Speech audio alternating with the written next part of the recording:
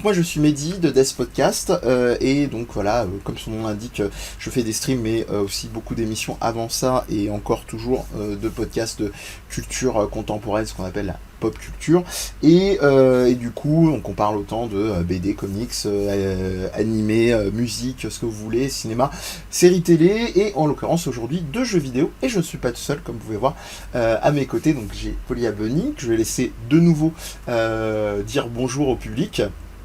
Bonjour à tous. Et puis surtout, bah maintenant, enfin, ça va éviter de me faire te répéter, te laisser te présenter, sachant qu'aujourd'hui, on va parler du jeu Night in the Woods ensemble. Et il y a pas mal de petites raisons qui ont aussi alimenté, en plus de la richesse du jeu, ton rapport à celui-ci. Donc je te laisse déjà te présenter, puis on reviendra sur le jeu juste après. Alors, déjà, merci à tous d'être là. C'est mon premier live, donc si je suis un peu nerveuse, ne vous en faites pas, c'est normal. Voilà. Alors, en quelques mots, en gros, je suis une localisatrice de jeux vidéo belge et le localisateur de jeux vidéo en des termes plus simples, c'est un traducteur. Et donc, j'ai été diplômée d'une université belge spécialisée en localisation de jeux et terminologie en 2018. Donc ça va faire déjà 2 ans que je travaille, que j'ai travaillé sur des jeux indépendants en tant que traductrice et j'ai un gros faible pour les jeux indépendants. Donc ça me fait vraiment plaisir d'être ici pour pouvoir parler de Night in the Woods que j'ai vraiment adoré quand j'y ai joué. Tu n'es pas la seule, hein, comme je frimais un petit peu plus Je tôt. suis un peu jalouse Voilà. d'ailleurs. Il est Alors, vraiment bien. on essaiera de trouver des moyens pour que tu te le procures. Après cet instant fanboyisme te remercier de nouveau d'être là. Donc on va parler de Night in the Woods. Je pense qu'on va commencer pour briser la glace avec une question toute bête qui est souvent rituelle dans les émissions Mind the Game. C'est quel a été ton premier contact en fait avec le jeu, comment est-ce que tu l'as découvert, tout simplement. Voilà. Alors, en fait, avec justement Nocti qui est connecté, qui était dans le chat, On on a salue. créé une liste de jeux indépendants parce qu'on est tous les deux fans de jeux vidéo indépendants. On s'est dit qu'on voulait créer une base de données avec des jeux à découvrir. Et moi, je me suis rendu compte que Night in the Woods, j'y avais pas encore joué. Quand j'ai vu les graphismes, c'est vraiment les graphismes qui Ouais. m'ont convaincu. Il fallait absolument que j'essaie. D'autant plus que ça me rappelait un petit peu Undertale parce que les personnages étaient souvent des animaux et ça m'a. Hmm. Je crois que c'est un des éléments qui m'a vraiment attiré dans ce jeu-là. D'accord. D'accord. Donc c'est par le biais effectivement de cette liste que tu avais faite avec ton ami Nocti et cet amour du jeu indé en règle générale. Ok. Ouais. D'accord, d'accord. Ah bah tu parlais justement effectivement d'Undertale. On peut peut-être tenter un parallèle et juste après on dira enfin pour ceux qui nous rejoignent ce que c'est que Night in the Woods avec touchons du bois. On réservera vraiment ça pour la fin de l'émission parce que on aimerait éviter qu'il y ait des soucis techniques non maîtrisés. Donc on restera vraiment sur un échange vidéo principalement et on tentera une incursion dans le jeu si tout va bien. Vous croiserez les doigts avec nous. Comment dire, est-ce que tu y vois des parallèles au-delà effectivement des personnages zoomorphes, donc à forme animale dans le jeu, autre que celui-ci. Et au-delà peut-être de la patte visuelle dans deux genres différents, pixel art pour l'un et 2D plus que soigné on va dire pour l'autre. Euh, ce qui m'a, ce que j'avais beaucoup aimé dans les deux jeux, c'est par exemple, on en avait parlé, je sais hier, tu sais, cette ouverture à certaines communautés. Par exemple, je trouve que les jeux indépendants, à l'heure actuelle, ils traitent de plus en plus de tout ce qui est LGBT et je trouve que c'est vraiment une bonne chose parce que c'est une manière pour, disons, les jeux de s'ouvrir à d'autres choses et de voir qu'il y a d'autres choses qui existent et de pas vraiment être, tu sais, focalisé sur disons, des traits un petit peu On va dire dans la vieillis. norme, on va dire viriliste, oui tu Voilà, allais dire, oui oui bien sûr. tout à fait. Ouais, ouais. C'est une évolution que j'apprécie énormément Mhm. et outre cet aspect, c'était aussi surtout le fait que l'on puisse vraiment, peut-être pas s'identifier au personnage parce que j'avais eu une expérience avec Undertale que j'ai eu avec aucun autre jeu. Ouais. En ce sens que, par exemple, maintenant, quand je me bats contre des monstres dans certains jeux vidéo, j'ai beaucoup d'empathie pour eux. Ouais. Donc, il y a des monstres, parfois, j'arrive pas à remplir mon bestiaire parce que je refuse de les tuer, en fait. Donc, c'est très, très compliqué pour avoir des récompenses. Laissez-nous le choix de tuer ou pas les ennemis. Non, mais d'ailleurs, je te rejoins totalement. Bon, c'est peut-être qu'on aura l'occasion d'en parler dans une autre émission, j'espère. Mais pour Undertale, pour moi, ça a été révolutionnaire dans cette proposition honnête. Je précise bien honnête parce qu'il y a plein de jeux qui proposent des trophées ou des trucs, finir le jeu sans tuer personne, et où il y a toujours une forme de vice de forme où on est obligé à un moment de venir à bout de son opposant.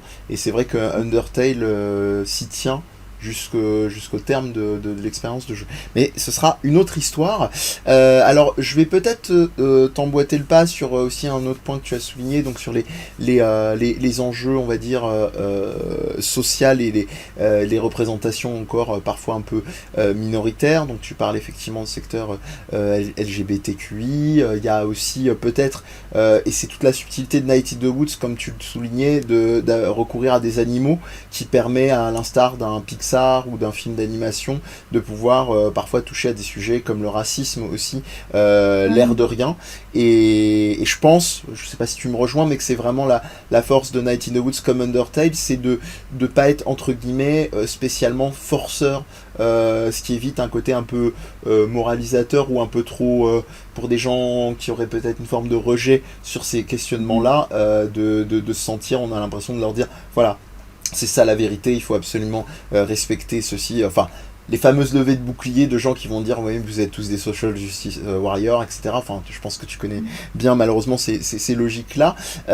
Donc voilà, je sais pas si tu as eu ce ressenti-là. Moi, j'ai trouvé que le jeu avait toujours cette atmosphère très planante. On y reviendra, je pense, sous plein d'autres formes en parlant. Voilà. Et, Ça aborde ces sujets de manière plus douce. En fait, c'est un petit peu comme le racisme dans Zootopie je crois que c'était Pixar.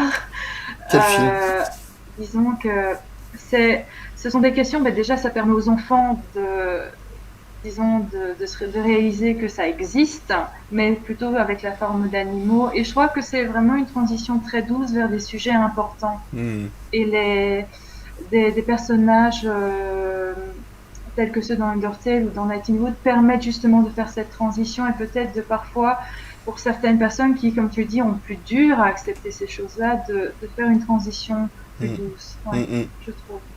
En tout cas, petite précision, des formations peut-être professionnelles, mais là on parle de discours par rapport à enfin d'accessibilité pour les Pixar, etc., qui ont toujours des doubles discours, ou d'autres certains films d'animation chez Disney ou même DreamWorks parfois.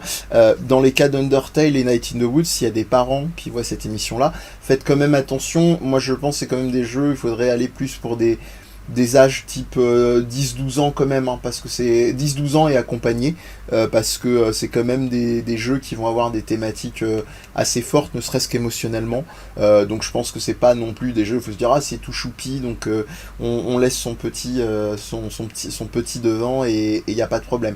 Particulièrement Night in the Woods, on essaiera d'être le moins dans le spoiler possible, mais il y a quand même une atmosphère assez pesante, certaines thématiques, voilà, ne serait-ce que dans les logiques antisociales, on y reviendra probablement avec le personnage de May. Donc voilà. Alors qu'est-ce que c'est Night in the Woods? Parce qu'on parle, c'est très agréable et je pense qu'on pourrait le faire très longuement. Comment est-ce que tu le présenterais à quelqu'un de tes souvenirs, de l'expérience de jeu? Night in the Woods, qu'est-ce que c'est? Hmm. Déjà, on a parlé de l'aspect graphique qui m'a énormément plu, un petit peu ambiance américaine années 80. C'est vraiment un truc qui m'a beaucoup plu. Ouais.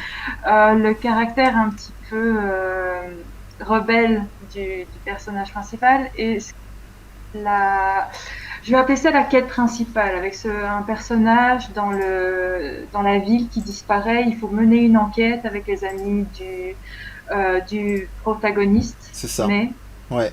c'est ça. J'avoue que ça fait très longtemps que j'y ai joué. Je voulais savoir si j'étais dans le bon. Et donc voilà, il y a un personnage qui disparaît. On ne sait pas du tout ce qui lui est arrivé et il faut aller chercher dans les bois et dans la ville des indices qui permettraient de découvrir ce qui lui est arrivé. Ouais. Et c'est un jeu qui contient plusieurs fins, je crois. De mémoire, oui. Oui. Oui, oui. Après, elles sont assez subtiles, justement, on rentrera pas dans le détail, mais oui, tout à fait. Je me permettais de mettre donc un visuel pour le live. Tu me diras si tu es d'accord, et alors à supposer que tu aies vu la série, mais je pense que tu en as au moins entendu parler. Moi, je trouve que c'est un peu une espèce de Twin Peaks revisité, en fait, Night in the Woods. J'ai pas du tout vu Twin Peaks. D'accord. Bon, en tout cas, bah, vous me direz dans le chat si la métaphore est heureuse ou pas. Mais en gros, il y a cet élément comme ça inaugural d'une enquête, enfin, en l'occurrence, bah, d'une mort en tout cas, d'un meurtre dans Twin Peaks. Et on se retrouve donc comment dire, à suivre toute la ville et à la découvrir. Et la ville a vraiment un côté comme ça, je dirais, visage humain progressivement. Et c'est pour ça que je me suis permis de mettre la petite illustration pour vraiment que les gens se rendent compte que c'est aussi un jeu choral. Il y a beaucoup de personnages et c'est ce qui va faire d'ailleurs justement sa force. Peut-être on peut peut-être effectivement souligner ce point-là, c'est-à-dire on a le personnage de May. Alors c'est littéralement Night in the Woods dès les premiers instants du jeu, parce qu'on a le personnage de May donc qui arrive à la j'allais faire une Jean-Claude à la station de bus, j'allais inverser et du coup qui se rend compte que ses parents je crois ont oublié, ou en tout cas ne sont pas venus la chercher en voiture, et donc se retrouve à aller chez elle, retourner chez elle, chez ses parents à pied. Et elle traverse littéralement effectivement les bois en pleine nuit, et c'est bon, voilà, ce qui est intéressant en plus, c'est que on a vraiment tout de suite ce dialogue, donc le fait qu'elle se parle à elle-même globalement, qu'elle a un certain humour, qu'elle a un petit côté comme ça un peu tête brûlée, et ça, on va dire, ça atténue ce côté un peu où on vient pas se poser la question. Moi, avec le recul, quand j'ai refait cette scène, je me dis bon sang, enfin c'est même pour un mec, quoi, je veux dire, c'est une jeune personne qui traverse comme ça un bois dans la nuit, déjà de base super flippant, enfin bref. Et donc voilà, ça c'est l'ouverture du jeu. Et le premier élément qu'on voit, malgré les visuels qui pourraient nous faire penser, alors ça j'aime bien aussi ce côté qui brouille les pistes, tu me diras si tu as des atomes crochus avec ce genre visuel là, c'est qu'on pourrait penser à un jeu d'aventure textuel simple, voire un point and click, mais en fait on se retrouve avec un jeu qui va mixer aussi des codes et des éléments, des mécaniques du jeu du genre platformer. Donc je sais pas comment tu as vécu justement cette dynamique là au début du jeu. Euh, Alors, je t'avoue que quand les premières minutes du jeu ont été compliquées parce que Ouais, les premiers puzzles, j'avais vraiment du mal à cerner un peu la mécanique du jeu. ouais. Mais après, ça a été très, très fluide et j'ai vraiment réussi à suivre l'histoire en n'étant pas forcément gênée par ce système de jeu. Hmm. Mais justement, le fait que ça allie plein d'éléments tels que ben, celui-ci et d'autres, je trouve que ça a rendu ce jeu encore plus riche en fait. Ouais. Et je pense que c'est ça qui constitue des plus grosses qualités de Night in the Woods.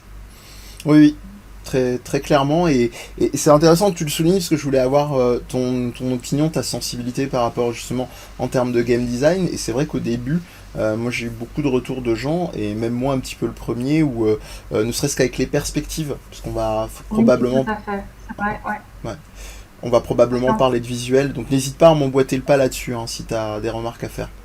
Sur, je crois que c'est ça justement qui m'avait posé plus de problème parce que dans certains jeux, par exemple, tu as certaines plateformes qui commencent à, prenons un exemple, à clignoter, ou alors tu vois vraiment qu'il y a des accroches.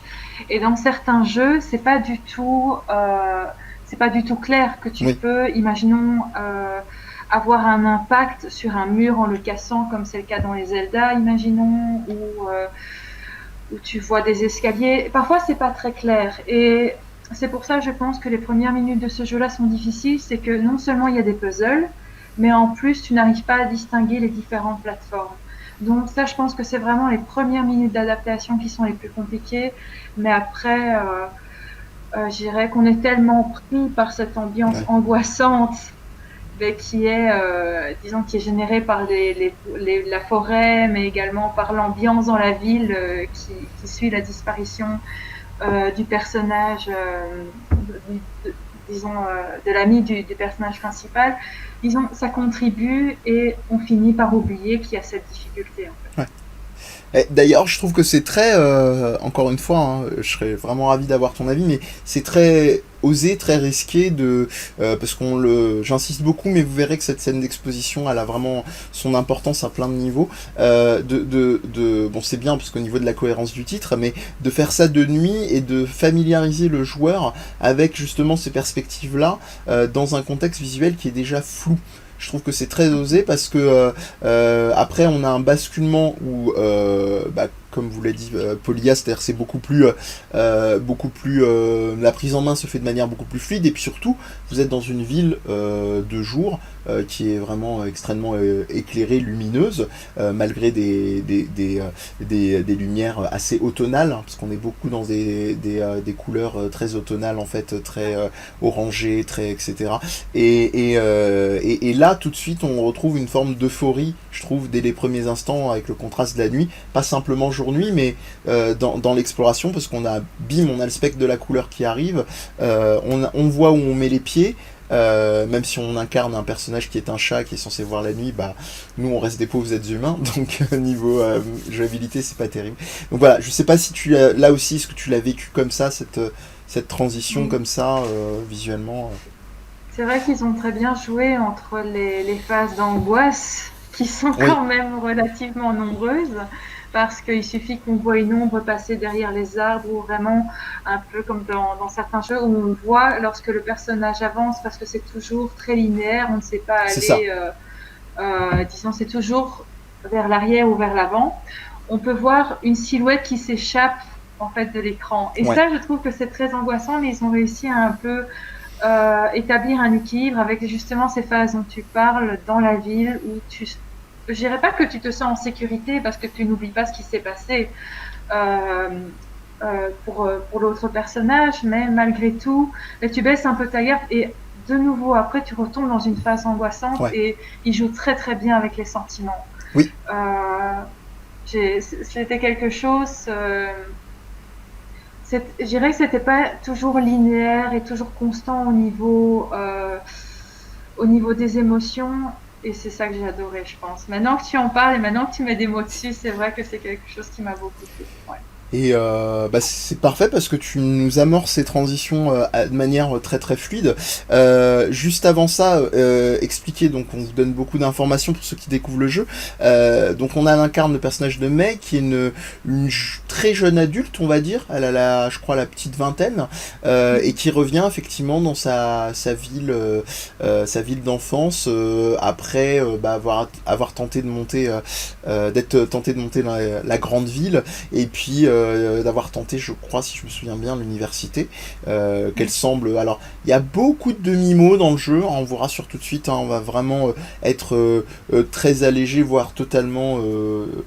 spoiler free comme on dit, sans spoiler, mais il y a beaucoup de choses qui sont dans le non-dit, donc en réalité même presque aux abords de la conclusion du jeu, vous restez dans cette dimension de flou, et donc elle se retrouve chez ses parents qui ne sont pas venus la chercher en voiture la veille, et tout de suite on a une espèce de dialogue. Je trouve qu'il y a aussi je parlais de Twin Peaks, mais il y a aussi au niveau de la patte, il y a un côté très cinéma Sundance, on va dire, ces films comme ça, comme Juno, comme Little Miss Sunshine, enfin voilà, des films assez emblématiques avec des jeunes adultes ou des personnages un peu paumés comme ça.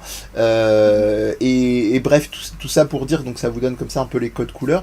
Sinon, n'hésitez pas à lancer une petite vidéo ou des visuels sur votre moteur de recherche. C'est vraiment ça en vaut le coup au niveau des visuels. Et on se retrouve surtout avec une progression, on y reviendra après, dans la ville, le fait de reprendre ses marques, de voir que effectivement elle retrouve d'anciens amis, et il y a un contraste entre le fait qu'elle est entre guillemets un peu percée dans la grande ville, et que les autres finalement sont restés là et ont fait leur vie. Et surtout on a une deuxième séquence emblématique dans le rythme du jeu, comme tu le disais, au niveau des formes un peu inquiétantes, etc. C'est des espèces de séquences un peu, on sait pas trop ce que c'est des séquences de rêve, est-ce que c'est des séquences de cauchemar ou hallucinatoires, sachant que le jeu est rythmé par des cycles qui sont marqués par l'avancement de l'intrigue, et qui amènent un moment lors d'une fin de cycle, une fin d'un arc, à ce que Mei aille se coucher. Donc et c'est dans ces séquences là peut-être que tu tu souhaites revenir dessus, qu'on se retrouve avec des visuels très particuliers, quoi. Oui, les phases dont tu parles, je vais vraiment essayer de donner le moins d'éléments possible Oui, parce qu'il faut les voir, il faut vraiment les découvrir parce que la première fois que j'ai eu ces phases, les fameuses phases oniriques, je crois que j'ai bien passé une demi-heure dans le fameux rêve alors que ouais, ça aurait pu être fait en 10 minutes. Euh, c'est En fait, le contraste entre les couleurs, c'est très inquiétant parce qu'encore une fois, on est vraiment dans le monde du rêve. Mais ils ont réussi à créer un contraste en mettant des éléments un petit peu fantastiques. La musique aussi joue un rôle hyper important, je trouve, dans ces phases-là parce qu'ils ont ouais. très très bien réussi le soundtrack.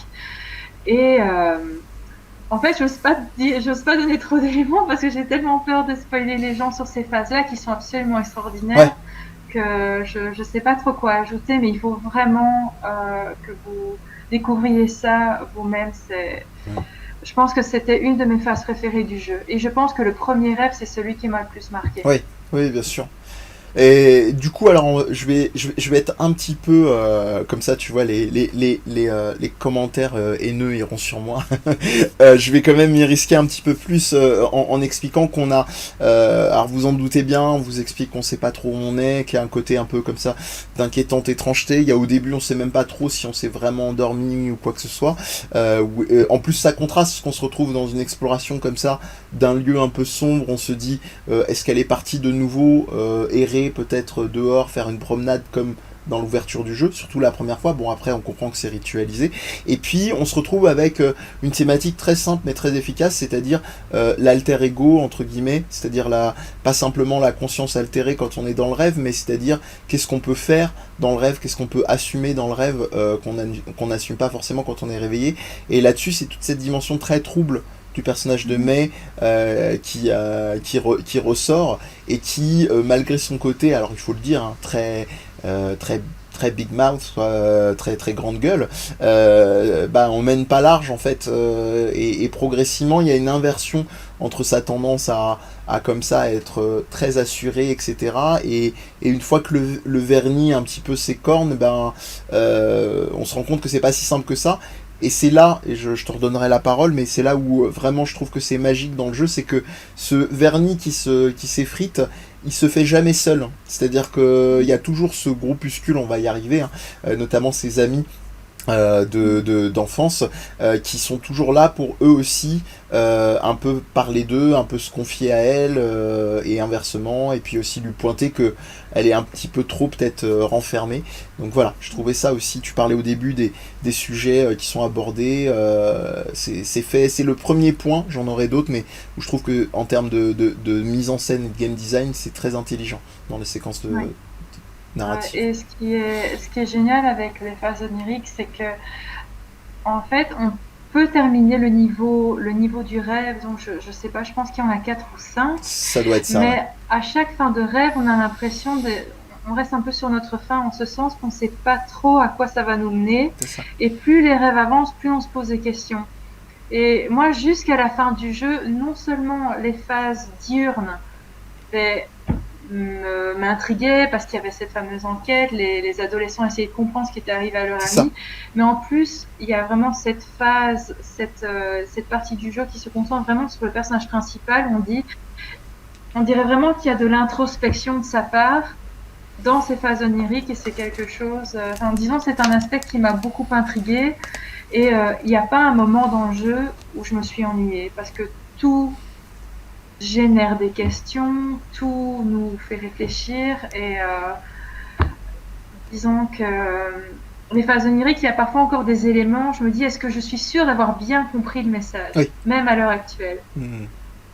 Donc, grand questionnement. Oui, oui, c'est vraiment un ping-pong parfait parce que dans ce que tu dis, moi j'ai trouvé, pour amener à la logique de game design, que le jeu va toujours te donner des raisons même si c'est, quand je dis limité, c'est pas d'un point de vue péjoratif, hein, mais c'est-à-dire que le jeu est quand même assez carré, assez triqué, on se perd difficilement.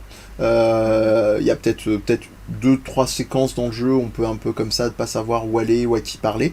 L'ouverture en même temps des espaces, même s'il est très rectiligne, hein, parce que c'est une ville, hein, on est sur ce qu'on appelle un défilement de côté, un side-scroller, et fait pour être assez simple. On rajoute à ce que tu nous as dit aussi un peu plus tôt, et ce dont on parlait, les perspectives qui sont, on l'a pas dit, mais c'est un peu de la même manière que vous avez des layer cakes, hein, en fait c'est une ville à niveau en fait. Vous allez vous rendre compte qu'on prend vraiment les arcanes du jeu de plateforme appliqués à l'exploration narrative, et vous avez vraiment, ça demande pas en fait, en plus c'est ça que je trouve très bien, ça demande pas une exigence en termes de prise en main, de dextérité qui est folle, donc ça c'est pas rédhibitoire pour l'exploration, mais en tout cas voilà, le jeu vous amène toujours à avoir cette curiosité, mais en même temps, même si ça reste très mystérieux, c'est rare qu'on s'auto en fait sur sa fin. On a toujours un constat, une boucle, soit de chapitres, soit de rencontres avec un personnage, soit de séquences de rêves, qui fait que bon, bah écoute, j'ai vu, donc pour l'instant j'ai fait le tour, on verra bien. Donc il n'y a pas cette dimension comme ça, il n'y a pas d'éléments type des objets à collectionner, des collectibles, des choses comme ça, donc ou alors c'est très parcimonieux. Donc voilà, il y a, en gros, pour faire simple, il n'y a pas tous ces codes très, termes que j'ai de plus en plus en horreur, très gamer, du côté vraiment de la performance pure dans le jeu. Tous les trucs qui vont envoyer des quêtes annexes sont très... j'en ai une que je trouve fabuleuse, tu me diras ce que t'en penses, mais il y a un moment du jeu, il faut vraiment fouiller, hein, c'est pas indispensable. Vous pouvez trouver en fait un petit nid d'oiseaux, et en gros vous devez vous débrouiller pour trouver régulièrement à manger, pour nourrir ces petits oisillons, et c'est évidemment absolument pas c'est vraiment pas indispensable quoi. Vous pouvez tout à fait passer à côté, vous pouvez tout à fait trouver le nid et ne pas les nourrir, etc., mais il y a une vraie progression en fait si vous décidez de le faire ou pas. Il y a aussi des logiques, on parlait dimension un peu antisociale, il y a une séquence très vite dans le jeu, en fait on peut faire le choix de voler ou pas, donc voilà. Je sais pas si tu te souviens. Ah, si, je me souviens. D'ailleurs, j'avais j'avais très mal au cœur de le faire. Ouais. Mais est-ce qu'il n'y a pas d'ailleurs un moment dans le jeu où tu es forcé de commettre un acte répréhensible comme le vol ou ce genre de choses? Alors en réalité, il y en a plusieurs en fonction des Il y en a échanges avec ses camarades et en fonction des embranchements que permet le jeu, mais en gros, c'est pas, vous n'aurez pas un truc binaire du style vous avez fait le mal, c'est vraiment pas bien, donc la fin, la fameuse accroche que vous avez tous dans les gros jeux AAA aujourd'hui, vos choix auront des conséquences. C'est beaucoup plus subtil que ça en fait dans l'ensemble du jeu, et c'est ça que j'ai beaucoup apprécié justement dans le jeu. Voilà, beaucoup d'éléments. Alors moi je trouve que c'est un jeu adulte dans le sens pas adulte, il y a des thématiques trash ou quoi que ce soit, parce que souvent malheureusement c'est réduit à ça, mais en gros on part du principe que la vie c'est vraiment des nuances de noir et de blanc en fait, c'est pas on a l'apparition à un moment aussi, c'est des trucs très subtils, je sais pas si tu te souviens, mais de ces jeunes encore une fois j'ai du mal à trouver le terme français, Wandering Kids, les jeunes errants, tu sais, qui arrivent progressivement, voilà, et ça en fait on te dit rien, c'est juste des jeunes qui apparaissent. Et t'as des inversions fait de la narration qui sont super subtiles, où tu vois Mae qui est une grosse tête brûlée en règle générale, qui se retrouve à avoir le choix au niveau parce que vous avez des choix textuels, de pouvoir leur dire faites gaffe à vous quand même, faites pas de bêtises, enfin voilà, il y a plein de renvois comme ça très intéressants.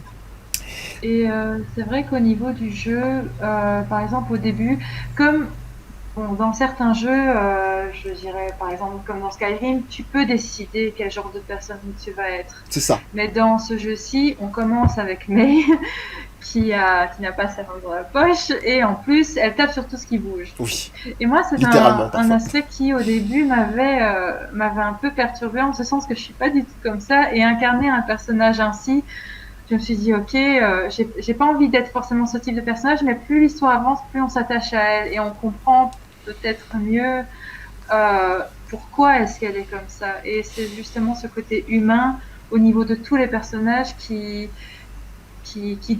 ça définit une progression au niveau du jeu. Tout au long de la partie, on va en découvrir davantage, on va se dire, ben oui, peut-être que cette personne-là a ce comportement parce qu'elle a eu cette histoire-là. Il y a une histoire sous-jacente. C'est ça. Et Justement, je dirais pas que c'était osé, mais c'était intéressant qui nous confronte à ce type de personnage et après qui nous permettent d'apprendre à mieux l'apprécier. Ça, c'était aussi, Hmm.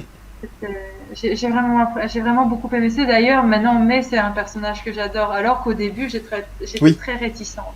Oui, ouais, c'est toute la réussite du jeu. Je suis tout à fait d'accord. Il y a vraiment quelque chose de très maîtrisé à ce niveau-là. On vous en dit pas plus. On espère que ça a piqué votre curiosité au niveau de l'intrigue, dont je pense qu'on a déjà pas mal parlé. Vous dire simplement qu'au niveau des ambiances, c'est très très varié. Vous allez avoir autant du côté un peu buddy teen movies avec histoire entre potes que une intrigue un petit peu comme ça inquiétante, semi policière, et puis aussi un truc un peu ésotérique en même temps.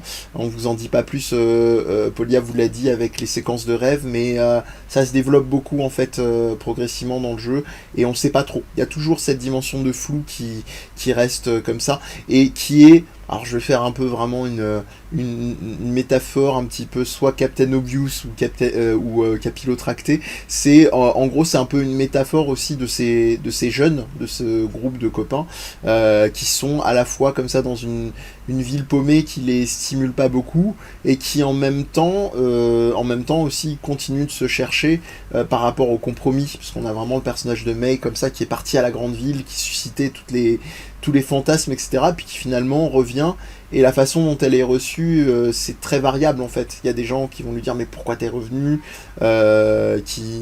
ça rejoint encore ce que tu disais un petit peu plus tôt sur les thématiques par exemple un peu touchy d'un point de vue social, c'est-à-dire apprendre à être dans l'empathie, à pas être forcément super intrusif. Si quelqu'un fait le choix de revenir, bah si tu vois que tu lui demandes au début qu'elle te répond pas plus que ça, c'est peut-être pas qu'il y a peut-être pas forcément besoin de creuser 1000 ans, et que peut-être que la personne n'a pas ou à l'inverse, comme le montre aussi le jeu, d'être simplement là et soutenant, et voilà. Je pointerai aussi sur les rêves, comment dire, tu parlais des compositions en tant que telles, mais le sound design aussi. Il y a notamment, on va dire, un certain déchaînement audio que je vous laisserai découvrir, avec des effets de reverb entre autres qui collent super bien à la bande son. Enfin vraiment, de ce point de vue-là, il y a une vraie ambiance qui alterne entre du très inquiétant et du super choupi, puisqu'on a les réveils effectivement de May qui sont au bruit comment dire, du chant des oiseaux, avec une petite musique limite RPGesque. Voilà, il y a plein c'est un vrai, en fait, c'est un vrai ascenseur émotionnel, mais ça reste toujours. C'est pas non plus un survival horror, quoi. C'est-à-dire que pour les gens qui sont assez émotifs et émotifs, c'est supportable, on va dire. Voilà. Peut-être aussi, pour revenir sur la jouabilité, je voulais savoir ce que tu as pensé des petites propositions un peu atypiques de variations de jouabilité. Alors je pense par exemple, on parlait du chapardage, du vol au début qui se fait d'une manière assez intéressante, parce qu'on passe de la vue comment dire, à la troisième personne en Ouais. 2D à une vue première personne sur la main, enfin la patte de Ouais. May. Et il faut effectivement jouer en rythme sur le déplacement de la patte. On a aussi, alors j'en dirai pas plus, mais c'est un petit truc ritualisé au début du jeu. On a les moments où Mae avec ses amis se retrouve à partager une pizza. Et où là aussi, en fait, il faut déplacer sa patte et prendre sa part de pizza. Enfin, il y a des petits trucs comme ça qui ponctuent, et visuellement, ça me permet de glisser sur ta casquette, entre autres choses, d'artiste. Qu'est-ce que tu en as pensé de ces choix visuellement, au-delà de comment ça se traduisait in-game, quoi? Non, c'était assez inattendu parce que Ouais, comme je dirais que 99,9% du jeu se joue à la troisième personne, on s'attend pas forcément à ce qu'il y ait ces phases-là. Mais, et je sais que j'en avais parlé, ça c'est un petit détour que je fais, comme ça les gens comprennent pourquoi je vais en parler. En fait, j'ai écrit un mémoire de fin d'études sur Undertale et notamment l'impact émotionnel du game design. Par exemple, le fait de jouer à la troisième ou à la première personne, ça va avoir un impact sur la manière dont on tout vit à fait. l'expérience vidéoludique. Et si on joue à la première personne, on se sent encore plus impliqué. Ici, peut-être avec le style de graphisme, on va pas avoir le même ressenti que dans un jeu euh, en 3 dimensions où où tu as vraiment l'impression, imaginons que les mains du personnage sont la continuité de la tienne, imaginons, et de tes mains. Et j'ai trouvé ça mignon, mais je me suis pas forcément sentie impliquée. Hmm. J'ai vraiment trouvé que c'était euh, un petit peu de nouveauté bienvenue dans le jeu. C'est Parce que ça. ça apparaissait de temps en temps. C'était pas trop souvent et je trouvais que ça apportait une petite touche, voilà, Hmm. un petit peu spéciale au jeu. Oui, c'est le côté un peu rafraîchissant, mais c'est sûr qu'en termes de mécanique de jeu pure, c'est pas, comme on dit, ça ne réinvente pas la roue. Bon, c'est pas ce qu'on demande, mais c'est pour ça que j'insistais vraiment sur la dimension. Ces séquences-là, en général, sont plutôt ritualisées sur des thématiques quand même qu'on retrouve. Alors, il y en a une dernière que je vais donner. Histoire de encore piquer votre curiosité, vous avez, on a parlé donc, ça fait quand même beaucoup de genres en un, c'est un truc qu'on aime beaucoup dans les émissions de Death Podcast hein, et surtout dans les analyses de jeux vidéo, c'est ces genres comme ça multiples. On avait une émission assez fabuleuse avec un chercheur en Game Studies, Dominique Arsenault, qui nous parlait en fait de l'intérêt d'aller creuser, et je pense que ça t'intéresserait beaucoup vu le mémoire que tu as rédigé, d'aller avoir un spectre en fait de genres vidéoludiques variés au sein d'un même jeu. Par exemple, il prend toujours, c'est la métaphore que je donne qu'il utilise, il prend le parallèle avec le cinéma en disant que si tu prends un film comme Alien et que tu dis que ce film-là n'est qu'un film d'horreur, tu évacues toute la potentialité du genre SF et inversement. Donc il parle de la même manière en fait pour les jeux vidéo et des jeux qui vont avoir comme ça des genres variés. Et ça me permet de revenir à ce que je disais pour un peu recontextualiser, qui est que on est dans un truc très ritualisé dans ces séquences de jeux là. Il y en a une dernière dont on va vous parler. C'est une séquence de type, on glisse encore sur une autre mécanique de jeu, qui est celle des ce qu'on appelle les rhythm games, les jeux de rythme, les jeux musicaux. Et c'est un truc assez emblématique, c'est que Mae, on l'apprend très vite dans le jeu. J'espère que vous ne m'en voudrez pas. Vraiment, littéralement, je pense dans les 15-20 premières minutes de jeu, on a eu et se retrouve à avoir de nouveau un groupe, en fait, avec les fameux amis dont on vous parlait, un groupe de musique. Et on se retrouve comme ça à improviser. Donc Maë de mémoire est bassiste, c'est ça? Oui, il me C'est semble. ça, ouais. Ouais. Et du coup, elle se retrouve comme ça en recoupant comme ça avec ses amis. Ah bah tiens, si on faisait pas si on faisait une répète comme au bon vieux temps. Donc voilà. Voilà, voilà. Je vois que ça s'agite dans le chat, on nous dit ah, mémoire sur Undertale. Je pense que t'as beaucoup piqué la curiosité des gens. Mais si les gens ont la patience de lire 350 pages de mémoire, ils peuvent. D'accord, et bah Mais écoute, si on a ton les- autorisation, on le mettra à disposition, bien sûr. ah oui, oui, Avec il est en accès libre. Il est en super. accès libre. Sur la plateforme HAL, peut-être, non? Je peux éventuellement le mettre dans le chat. Normalement, quand on tape D'accord. mon nom, je vais le mettre. D'accord, Comme ok, ça, bah je m'occuperai dans le billet ou ailleurs de le redistribuer. Donc voilà, bref, on a fait un petit peu, je pense, le tour là-dessus. J'aimerais justement là faire un petit pont entre à la fois, comme je disais, ta casquette d'illustratrice, qu'on a un peu parlé de toi de manière, je dirais, globale, et je vais un petit peu joindre l'image à la parole, avec justement une de tes illustrations, et puis je le remettrai à la fin évidemment pour savoir où est-ce qu'on peut te retrouver. Donc il y a ça a aussi fait vibrer cette corde en toi, si je puis dire, évidemment, la dimension visuelle. On le voit ici avec ton travail où tu te représentes à ton bureau. Et peut-être aussi tu saisis vraiment la proposition comme tu veux, mais peut-être aussi un glissement avec ton travail en tant que. Je me suis toujours posé la question, est-ce que le terme localisateur se genre aussi au féminin, ou est-ce qu'on peut dire localisatrice, oui, oui. localisatrice. Ok. Oui. Ton travail de localisatrice aussi. Je pense à ça parce que il y a un truc dans le jeu qu'on n'a pas précisé, c'est que c'est un jeu qui va fonctionner d'un point de vue textuel avec des bulles de bande dessinée. Oui. Et ça, je trouvais que c'était moi, ça, quand j'ai vu ton profil, je me suis dit, et le choix du jeu, je me suis dit, tiens, c'est intéressant à deux titres, c'est-à-dire le parti pris visuel de représenter le texte dans des bulles, avec tout ce qu'il y a à penser, niveau dynamique, niveau typo, etc. Et tout de suite, évidemment, je me suis dit, ah, Étant localisatrice, c'est un challenge de plus à penser en termes de taille de texte, en termes de... on sait qu'il y a des défilements à un moment du texte, etc. Donc voilà, je te fais cette proposition-là, tu peux t'en saisir comme tu veux pour m'emboîter le pas. Voilà, je te redonne la parole là-dessus. Alors, justement, je parlais de tout ce qui était visuel, mais déjà en tant qu'artiste, c'est quelque chose qui m'a vraiment, vraiment plu. Mais en plus, au niveau linguistique, c'est un jeu qui est truffé de blagues. Alors, non seulement j'adore l'humour, mais en plus, il faut savoir que quand on joue à un jeu vidéo dans sa langue maternelle, donc dans votre cas en Ouais. français, on ne se rend pas toujours compte du travail qu'il y a derrière. Et pour vous donner un exemple, quand je travaille quand je travaille pour une entreprise, on me dit ben voilà, tu as tel texte à traduire, ça, tu as imaginons 2 jours pour le faire et on me donne un certain nombre de mots. On me dit aussi ce dont ça parle un peu. Souvent, moi, je me suis spécialisée dans tout ce qui était plutôt fantasy. Ouais.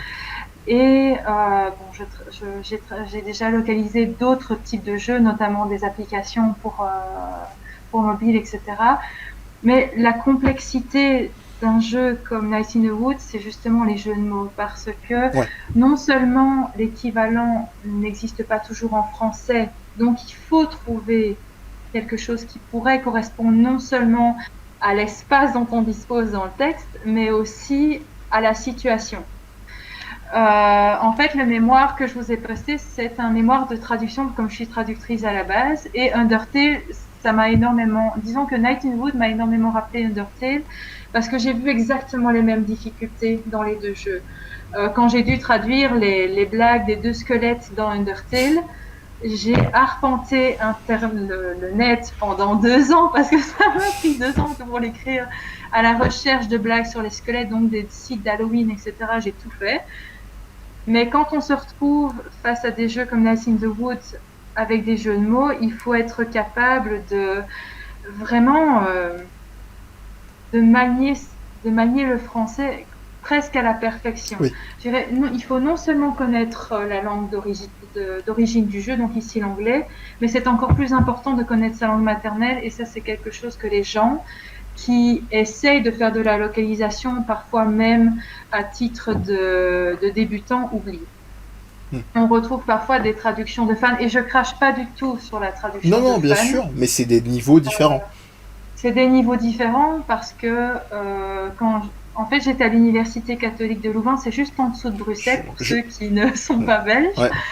Je connais la fac de Louvain, effectivement j'avais lu des écrits de chercheurs là-dessus, c'est pour ça que quand tu as parlé de Louvain, j'ai tiqué. Pardon, c'est l'instant trivia chercheur. Pas de souci. Mais j'avais 4 heures de localisation par semaine et on recevait des fiches Excel avec des lignes issues de jeux de MMORPG, enfin vraiment de différents types de jeux. Et non seulement grâce à ça, on pouvait voir quelles étaient nos forces et nos faiblesses. Et moi, par exemple, j'ai vraiment énormément de mal avec les MMO. Mais ça nous permettait aussi de travailler notre créativité. Et c'était notre examen, ça prenait énormément de temps. Il fallait qu'on trouve en groupe des traductions qui pouvaient correspondre pour des vannes, pour des noms de monstres. Je crois que le niveau de réflexion et de créativité dans ce type de métier, c'est assez poussé quand même. Ouais, et puis c'est indispensable, hein, vraiment, pour avoir échangé, effectivement, avec des localisateurs.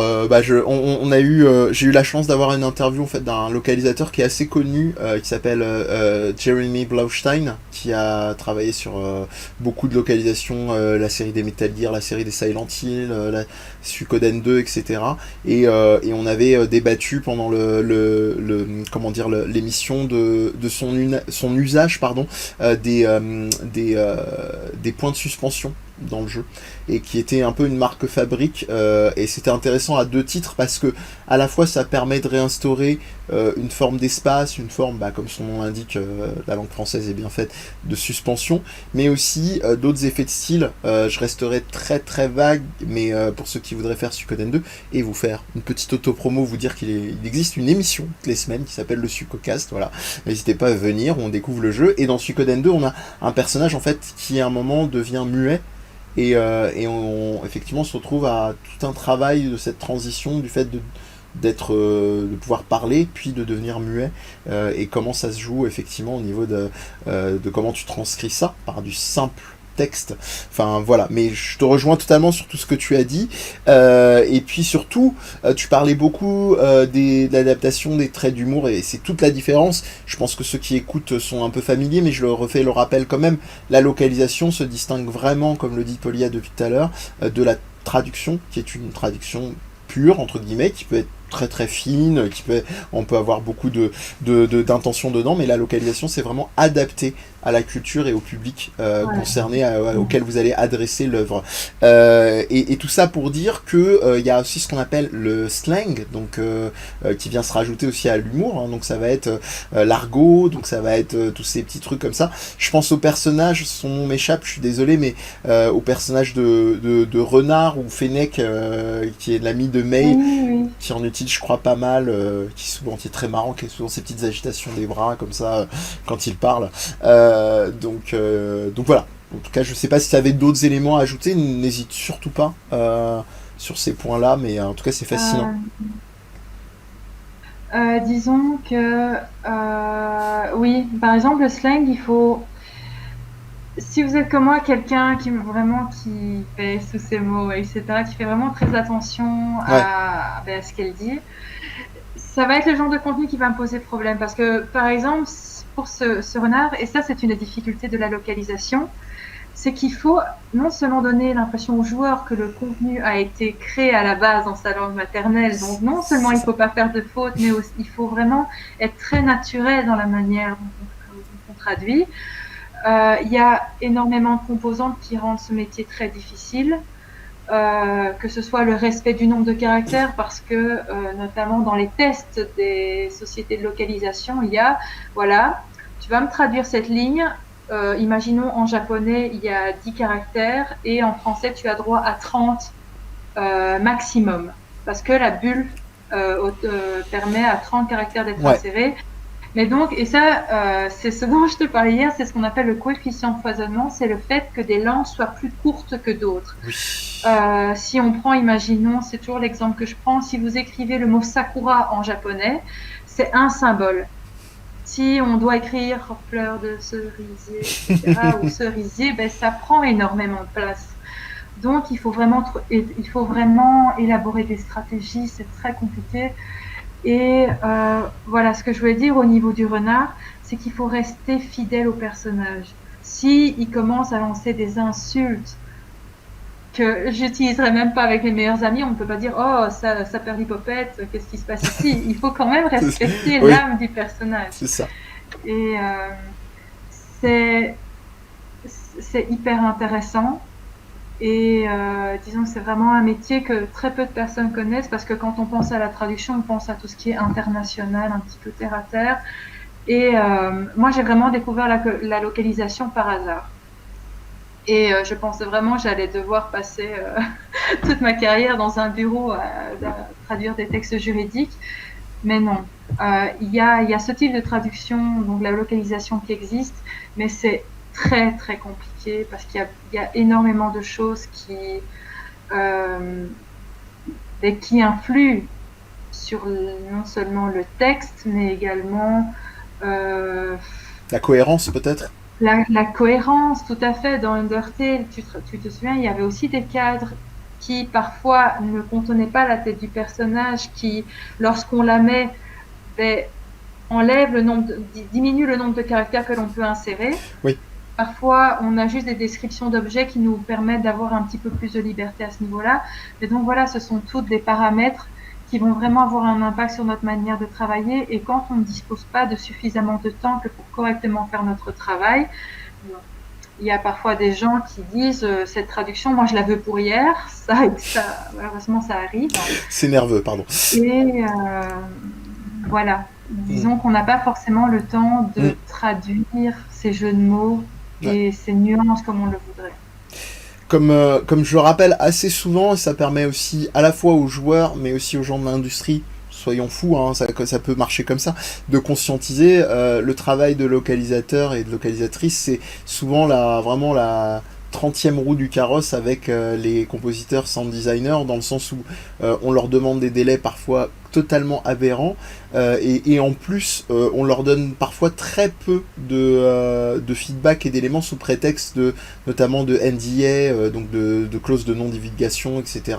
Donc il faut vraiment vous représenter un petit peu, là je fais une petite parenthèse, mais on aura probablement, on en a parlé en off avec Polia, une émission, on espère, dédiée sur le sujet, où on s'épanchera un peu plus, donc notez ça dans vos tablettes, et puis mais voilà, c'est vraiment compliqué, et c'est intéressant parce que les deux éléments, c'est le plus problématique, à savoir le sound design, composition et la traduction, touchent à des éléments entre guillemets extrêmement sensibles. Tu vois, même si c'est un truc qui m'a toujours intrigué dans le domaine du sensible, on sait que même au niveau de la cognition de l'être humain, le visuel est premier, puisqu'en fait le propre du visuel, ça ne demande pas de décodage aussi poussé, je mets d'énormes guillemets, que le déchiffrage d'une écriture, ou le travail à l'oreille d'un son ou d'une musique.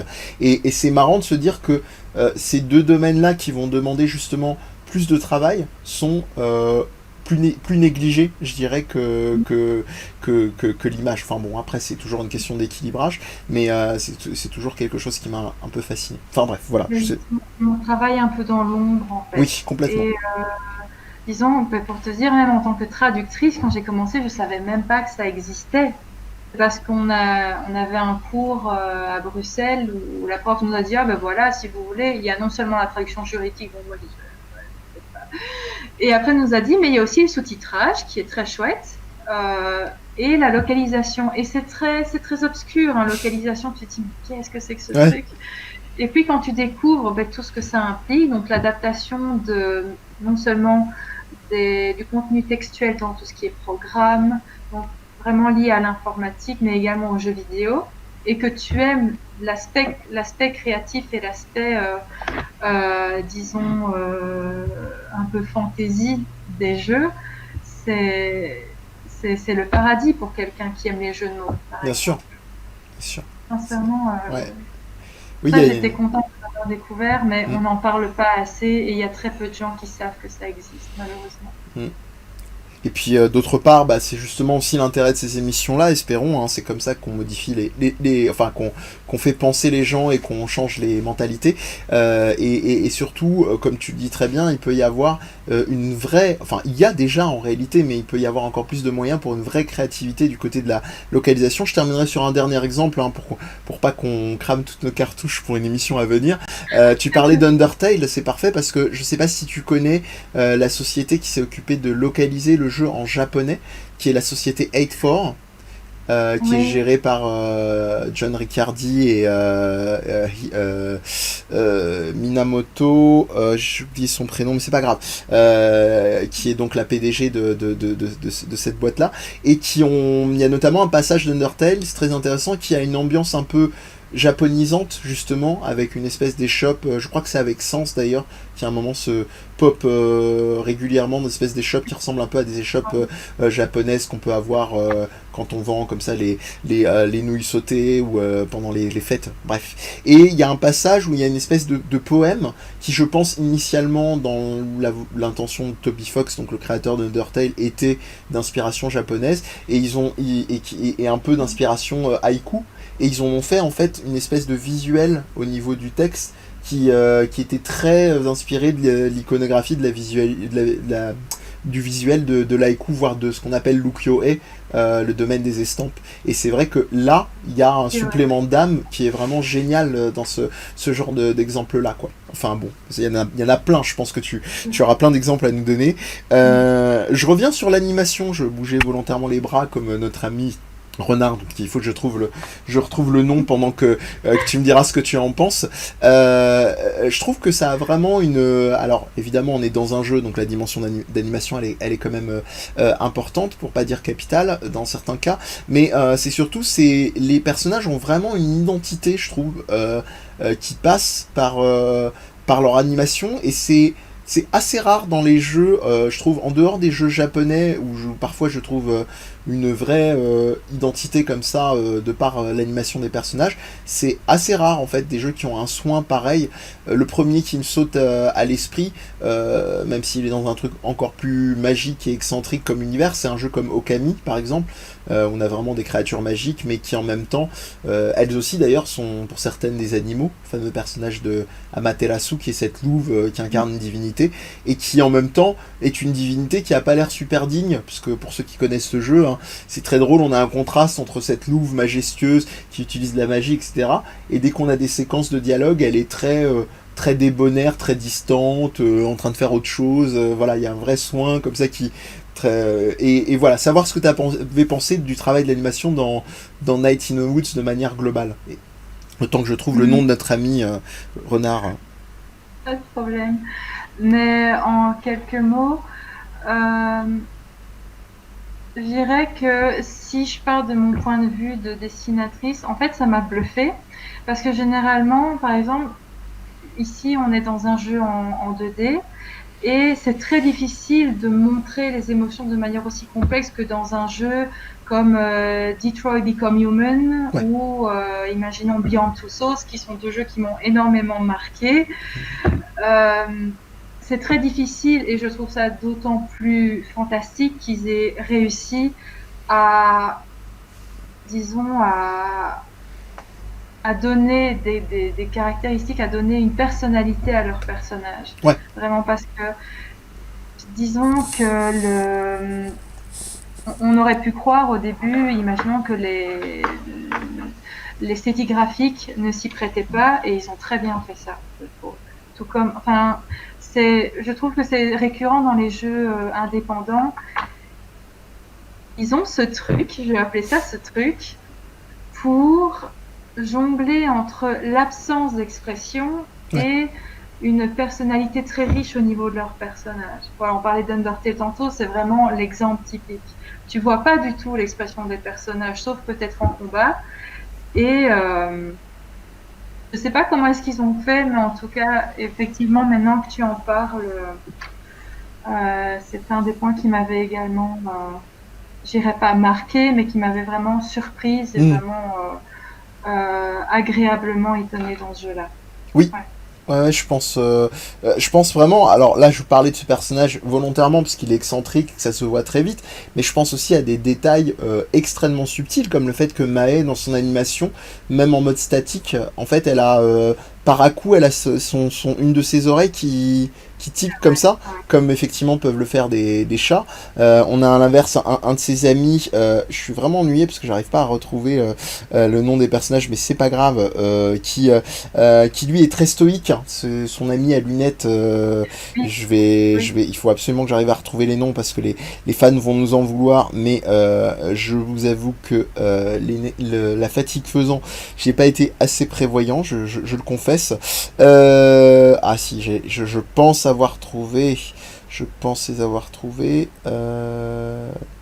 Grégory. Grégory, c'est ça. C'est ça, merci beaucoup. Et donc voilà, on a vraiment comme ça une pléiade, une constellation, pour revenir au domaine du rêve dont on parlait tout à l'heure, qui est assez chouette et qui permet vraiment, voilà, en un clin d'œil de se dire, c'est un peu ce qu'on a, je parlais de la cognition sur l'effort, on va dire, cérébral à reconnaître des éléments en un coup de main. Je pense que tu mets les personnages vite fait en mode silhouette ou même en mode...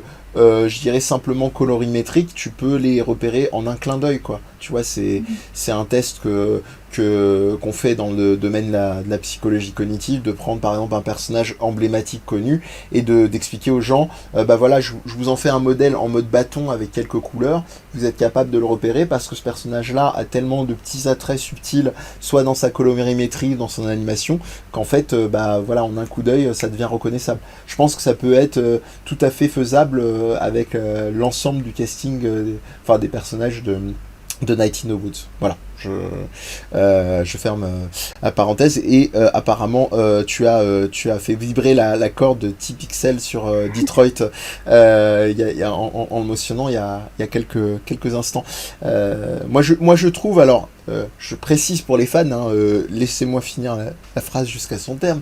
Je trouve, entre guillemets, que les jeux quantiques triche un petit peu dans le sens où pas par seulement le classique c'est du photoréalisme versus de la 2D dans Night in the Woods, mais parce que il y a un truc sur lequel le jeu met beaucoup l'emphase, c'est les visages en fait, et on sait encore une fois que la dimension du visage, surtout quand on arrive à ce degré de photoréalisme et de talent chez les studios Quantic Dream, c'est une voie d'entrée en fait qui est hyper intéressante, hein. Dans un sens comme dans l'autre, d'ailleurs c'est sur ça que je joue Detroit Become Human, pour ceux qui ne connaissent pas, qui est dans l'univers en fait de la robotique, enfin des androïdes, et où on se pose ces fameuses questions comme dans la plupart des classiques des ouvrages du genre Asimov et au-delà. Qu'est-ce que c'est qu'en fait qu'est-ce qui qualifie un robot, qu'est-ce qui est humain, qu'est-ce qui est trop humain, la fameuse fameux phénomène d'Uncanny Valley, de vallée de l'étrange, etc. Enfin voilà. Et c'est en ça que je disais entre guillemets que ces jeux-là ont un petit plus en plus du photoréalisme du côté reconnaissable, là où des jeux 2D c'est vraiment un vrai défi, et pour quelqu'un qui a bossé sur Undertale, je pense que je vais pas t'apprendre grand chose vu qu'eux ont poussé en étant sur des gammes, ne serait-ce que sur les combats, très monochromes, quoi, complètement monochrome même quasiment. Donc voilà. Alors, est-ce qu'il y avait d'autres éléments, peut-être, Olivia, que tu voulais évoquer par rapport à Night in the Woods, qui t'ont vraiment particulièrement marqué, que tu voulais partager? C'est pas obligatoire, on peut doucement ensuite pas arriver vers la conclusion, mais peut-être faire le test, se lancer sur le jeu ensemble. Alors je profite. Écoute, non, je pense qu'on a vraiment fait le tour, mais c'est vrai que c'est un jeu que je conseille vraiment, disons, aux personnes qui nous regardent et qui n'auraient pas testé, parce que c'était une très chouette expérience vidéoludique, et je trouve que les jeux à l'heure actuelle, surtout les jeux indépendants, ont une âme que certaines grosses licences n'ont pas. Et celui-là, je trouve que faisait partie, peut-être pas mon top 5, mais en tout cas, il en était pas loin. Ouais. D'ailleurs, c'est toujours, hein, je m'en excuse à toi comme à mes anciennes victimes de devoir toujours imposer un petit top 5 voire top 10. C'est toujours un peu une torture pour mes invités. mais c'est un exercice assez sympa en même temps, quoi. Donc très bien. Ce que je te propose donc, c'est qu'on essaye. Je précise au chat et en règle générale pour ceux qui verront en replay, je précise bien que nous allons essayer, donc il y aura probablement quelque chose qui ressemblera à un point de coupe, hein. Je suis transparent avec vous jusqu'au bout. Donc vous avez le personnage de Mae, dont on vous parlait depuis le début, Mae Brofsowski, de son prénom complet Margaret. Et voilà, je vais essayer évidemment d'un petit peu straffer pour éviter. Normalement, je ferai un petit chargement. Ah bah voilà, ça me permet de faire de la promo pour les copains, copines. Vous avez Morxine qui s'est connectée, qui va probablement démarrer un stream, donc je vous enverrai peut-être en raid chez elle quand on aura fini l'émission avec Polia. On va pas continuer, est-ce qu'on peut simplement démarrer le jeu? Parce que j'ai pas envie qu'on se retrouve. Alors je ne sais pas si vous entendez bien vraiment dans le chat, n'hésitez pas à nous dire. Donc vous voyez en tout cas que déjà, même dès le menuing, on a quand même un truc visuellement assez marqué. Alors, est-ce qu'il est possible de redémarrer une partie? Parce que là j'ai... D'accord. Parce que du coup je sais pas trop où j'ai atterri. Hop. Et ça fait un petit moment que j'ai pas lancé le jeu. Alors, attendez, que je fasse pas de gaffe. Non, ça va. Je crois qu'on est au début du jeu en réalité. Il me semble que je l'avais relancé à l'époque. Je pense qu'on va partir de ça. C'est peut-être pas mal. C'est pas trop. Ça a pas l'air d'être en mode spoiler. et vous aurez vraiment un petit... Le son n'est pas très fort. Et bah écoutez, je vais essayer de pallier à ça, vous me direz. Mais c'est normal, hein, pour l'instant, de toute façon, l'ambiance du son est un peu faible. Voilà, ouais, vous avez la fameuse agitation si caractéristique.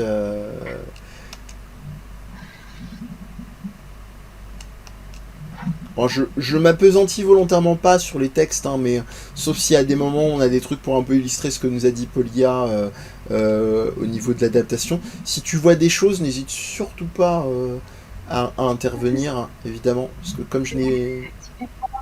Typiquement, tu vois, le fait que le texte ici soit en majuscule tout le temps, oui. c'est une des difficultés que nous, en tant que localisateurs, on peut rencontrer. Ça limite énormément, disons,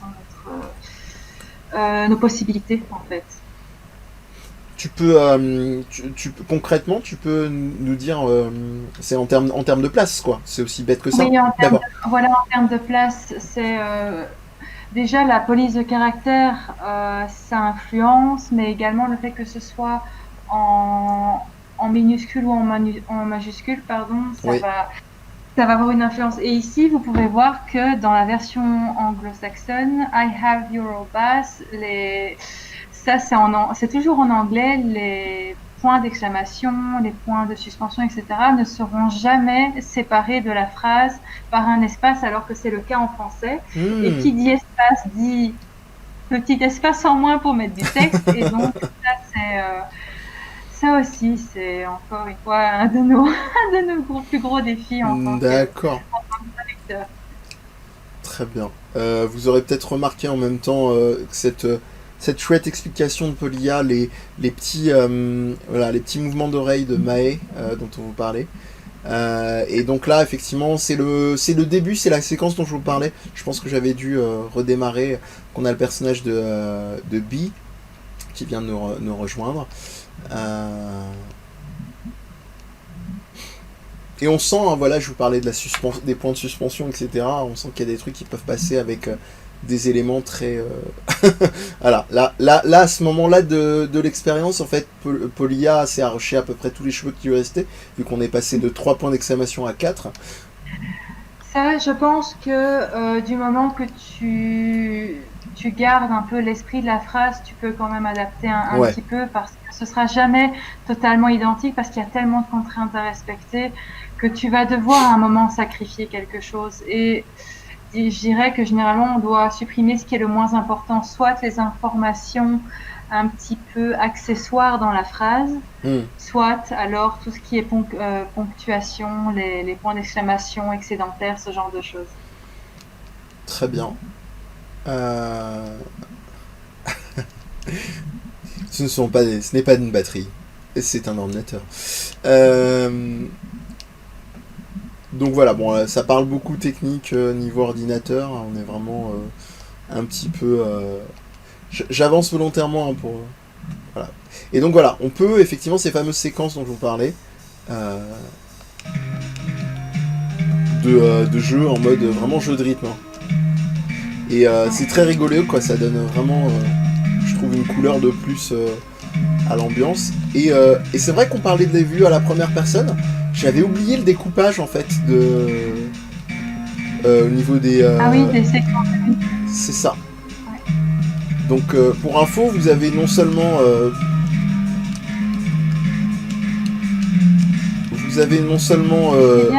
Oui, vas-y, je t'en prie.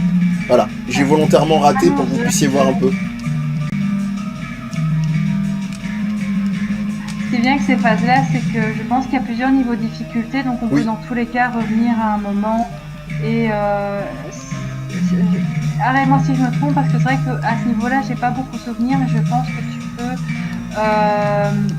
retenter en fait la chance une fois que tu as rempli le niveau. En réalité, ça se passe pas dans la salle de répète, ça se passe dans la chambre de Mae, et en fait elle a sa basse à côté d'elle, et on a l'opportunité de pouvoir refaire les morceaux. Ah oui, c'est très bien. En fonction de quand ils ont été joués au moins une fois. Et vous avez remarqué, hein, effectivement, comme je suis un dieu du rock, sauf quand j'ai sciemment essayé de rater. Vous avez des petites animations quand vous ratez qui sont assez amusantes. Et vous avez vraiment une emphase sur le personnage de Mae, c'est intéressant puisque c'est la seule qui a le droit à... Enfin, avec peut-être... Avec le renard, tu veux dire? Ouais, qui a le droit à un zoom in, zoom out. Vous voyez, je frimais tout à l'heure. Ah, si ça peut te rassurer, j'ai pas réussi cette phase-là non plus. Mais c'est vrai que je faisais le cacou étant très fan de jeux de rythme, mais finalement c'est assez rapidement exigeant. C'est pas insurmontable, hein, mais c'est vrai que les petites séquences là, comme ça, on doit mâcher le bouton, c'est pas évident. Donc voilà, vous avez un petit truc emblématique. Alors c'est marrant, on n'a pas commencé par le début, mais vous allez voir, hein, je vais... j'aime beaucoup ce genre de petites répliques. C'est pas mal, sachant que je ne connais pas cette chanson. Ah bah voilà, tu vois, on a un exemple de phrase un peu... un petit peu fleurie. Ce fameux holy crap qui vient de passer. Tout à fait le genre de choses qu'il faut respecter quand on traduit, même si spontanément on le dirait pas forcément. C'est ça. Il faut quand même rester, disons, produire un texte qui est fidèle au personnage. Ouais. À ce niveau-là, je pense que ce jeu est vraiment un exemple. Et c'est vraiment un exemple parfait, c'est hyper parlant parce que chaque personnage a sa personnalité. J'aurais par exemple plus de facilité à traduire le texte pour certains. Oui. Parce qu'il y en a d'autres, tu vois qu'ils ont beaucoup plus ils ont beaucoup plus de mordant dans leur manière de parler. Et si c'est pas forcément la manière dont toi tu parles, alors tu auras peut-être plus de difficultés à t'y adapter. Mais ça, encore une fois, c'est une question d'habitude, hein, mais c'est un exercice intéressant. Ah, et voilà les pizzas. C'est parfait, on aura vraiment illustré par l'exemple tous les ce qu'on a dit un petit peu. Ouais. C'est parfait. Voilà, donc les fameux choix de texte qui sont d'ailleurs en termes dynamiques assez intéressants, je trouve, au niveau de l'animation de la bulle qui se rétrécit ou se... Voilà. Et qu'est-ce que je voulais rajouter donc vous allez voir en fait qu'on va se retrouver ensuite à sortir. Ouais, par exemple, tu vois, typiquement, Past Abilities, voilà. Alors, je ne sais pas te pondre une traduction tout de suite, mais je peux y réfléchir. Non, mais c'est vraiment... là tu peux être dans la sensibilité anglophone, parce que, voilà, tu vois le mix, évidemment, entre... abilities et pastas, donc les pattes, mais en traduction instantanée, waouh. Oui, c'est très... Mais tantôt, je parlais de la difficulté de traduire tout en respectant l'espace dont on disposait. Il faut savoir que parfois, certains développeurs au grand cœur peuvent décider de rendre les bulles de dialogue extensibles. C'est-à-dire qu'on n'a pas forcément de restriction au niveau du nombre de caractères. D'accord. Et donc, on peut finalement traduire un petit peu comme on le sent, même si, en général, quand on parle avec les gestionnaires de projets, donc ce sont ceux qui nous délèguent les projets de traduction, disent voilà, essaye quand même de respecter un minimum la longueur du texte, ne font pas un roman alors qu'il n'y a que 2 lignes. Ça, c'est la règle générale. Alors là, vraiment, on a un petit peu de mise en contexte qu'on a assez rapidement du fait du contraste entre May qui revient effectivement vivre chez ses parents après le fait, on suppose assez rapidement d'avoir raté en fait son passage par la case université et qui vient leur demander après la répète quand est-ce qu'on se produit quoi, quand est-ce qu'on joue sur scène. Et il commence à leur répondre mais on joue pas en fait sur scène, on a des boulots, on peut pas, enfin voilà. Donc et on a plein de petites possibilités de réponse. Je suis très très fan. Et voilà le renard qui commence. Voilà, et puis on a des petites bribes comme ça, hein, volontairement. Je vais un petit peu vite pour le texte, hein, c'est juste pour que vous soyez familiarisés avec le visuel, le choix de couleurs, évidemment, chaque personnage a sa propre couleur de typo, adaptée d'ailleurs à la colo de son personnage, à part Maeve, évidemment, parce que on lui a choisi une couleur neutre avec le blanc, qui est plus identifiable et plus instinctif. Bon, je passe vraiment sciemment, voilà, pas très bien. Hop. Ah, zut. J'avais oublié que quand on maintenait croix trop longtemps, ça faisait quitter carrément le jeu en tant que tel. Voilà, ça va, ils sont cléments. Essayez, on terminera, je pense, l'émission là-dessus. Ça aura été déjà très chouette et très riche de vous montrer peut-être une petite séquence à l'extérieur. Pour que vous puissiez comprendre quand on vous parlait de verticalité, d'exploration, de différentes perspectives dont on parlait avec Polygar un petit peu plus tôt dans l'émission. Ah oui, tu penses effectivement Murder, honnêtement, de ce que j'ai pu voir concernant Melusha, donc qui comme Murder a sa chaîne, donc je vous invite à aller jeter un œil. Je serais pas étonné parce qu'elle est très fan. Pour vous donner un ordre d'idée, je parlais d'Okami tout à l'heure, elle est fan d'Okami, elle joue en ce moment à Mario Origami, donc je serais pas étonné qu'elle apprécie ce genre d'univers, ne serait-ce que visuellement. Voilà, donc c'est le début du jeu, c'est très très bien, hein, c'est vraiment le début, hein, et en gros, donc grosse ambiance, hein, le groupe de potes sortent du dinner et ils voient un bras dehors, très bien, et avec des réactions très variées, voilà, mais essayons un petit peu de l'asticoter avec un bâton. Mae qui elle aussi est en mode total détente, c'est moi qui commence, voilà, enfin bref. Donc voilà, vous avez vraiment un contraste entre cet univers très très mignon évidemment, et vous avez le choix effectivement pas très un peu ragoûtant diraient certains, en plus accompagné d'un cafard qui a décidé de venir, voilà. Alors à quel moment ça arrête? J'avais oublié. J'avais oublié cette... Ah voilà, regarde. Hop là.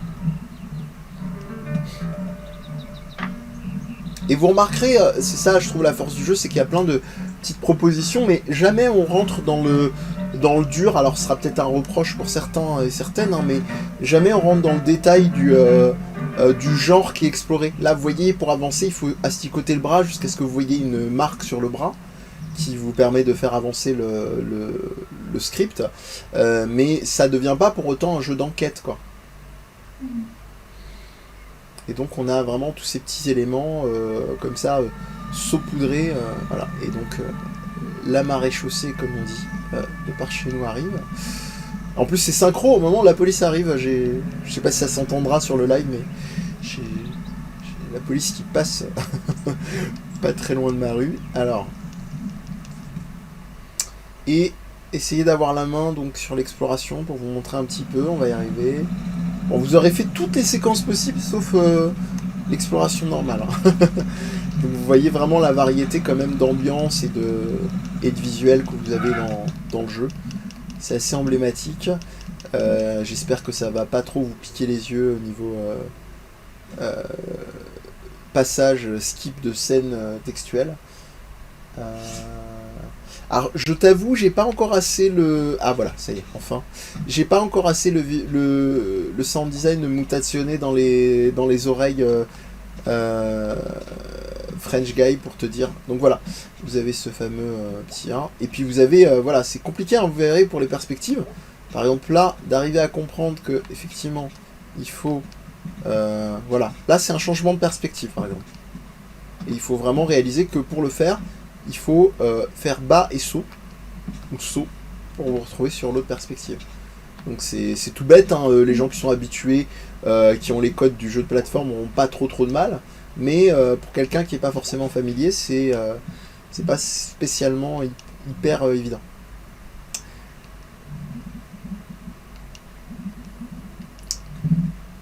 Donc voilà, là on est chez, vous en doutez, hein, chez les parents de May. Et j'espère simplement Parce qu'au niveau du scénar, c'est pas à ce moment-là que va se déclencher la fameuse séquence de rêve. Ah oui, j'oubliais, vous avez aussi, encore pour ajouter à l'identité visuelle du jeu, vous avez des petites illustrations qui se rajoutent au fur et à mesure des personnages ou des éléments qui sont croisés. Très réminiscent d'un jeu comme Life is Strange, ouais, qui explorait beaucoup. D'ailleurs, je sais pas si tu as joué au deuxième, Polia, de Life is Strange. Non, D'accord. encore. Pour rester très vague, excuse-moi, pour rester très vague, j'ai trouvé qu'il y avait une exploration en fait du cahier, enfin du sketchbook, du carnet de croquis, encore plus poussé que dans les premiers, et j'ai trouvé que c'était très subtil. Peut-être qu'on aura l'occasion d'en reparler, voilà. En tout cas dans Life is Strange 2. Et c'est ça que je trouve ça intéressant que tu parles du cahier dans Night in the Wood maintenant, parce que c'est vrai qu'on c'est pas un jeu d'exploration, mais justement ce cahier apporte cette petite touche de recherche, un petit peu de curiosité. C'est ça. Et si justement on n'avait pas ce cahier, on n'aurait pas envie forcément de creuser certains éléments. Mm. Et oui, je trouve que ça c'est ils ont bien fait de le mettre, sinon il y aurait eu un élément en moins. J'aurais eu un goût trop peu personnellement. Mm. Sachant que c'est très subtil, hein, il n'y a vraiment pas d'obligation, par exemple, pour progresser, de le voir. C'est pas, on n'est pas sur l'archétype du genre.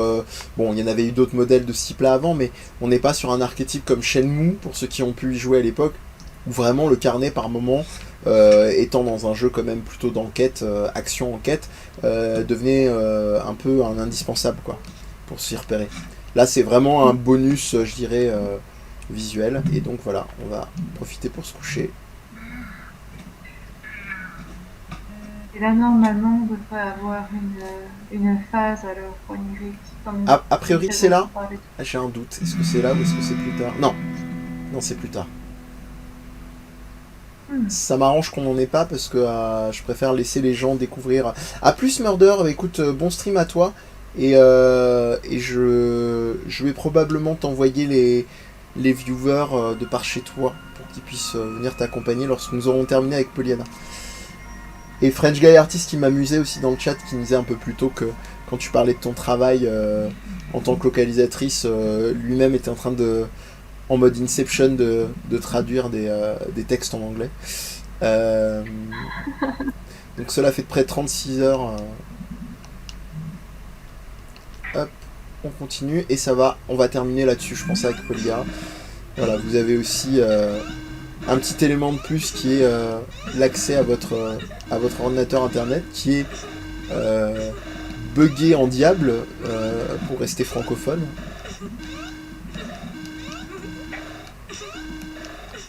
Voilà, qu'on quitte vite, hein, parce que comme dans la vraie vie, hein, quand on voit un truc aussi vérolé, on l'éteint et on voit plus tard. Hop, donc on va enfin, probablement après un petit papotage avec les parents, pouvoir accéder. Voilà, forcément. Maman Mae qui veut des nouvelles de sa petite. Ah, tous les petits soucis du détail, comme ça j'adore. Quand elle vient parler à sa mère, ça soit pas sur une chaise, ça soit sur la table. Donc je vais volontairement un peu vite, hein. Vous m'excuserez pour le défilement un peu intempestif. Hop. Allez. Et on va terminer ensemble sur ce... la ville. Ouais, exactement. Et les compos, ouais, comme le soulignait Polia, sont très très chouettes.